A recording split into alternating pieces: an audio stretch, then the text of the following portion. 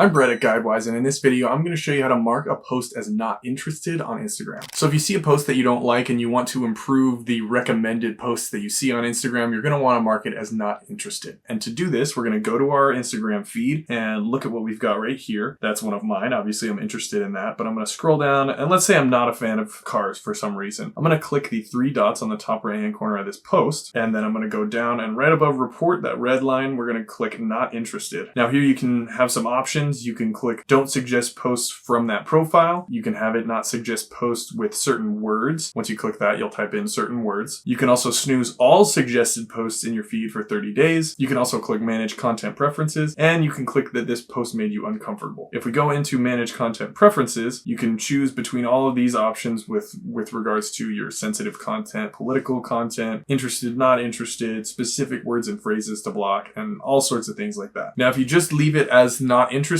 that's fine, and it will just assume based on the context of this post that you don't want to see any more things just like that. And now you're all set. Thanks for watching. Make sure to like this video so other people can find it as well, and subscribe to stay tuned for much more just like this.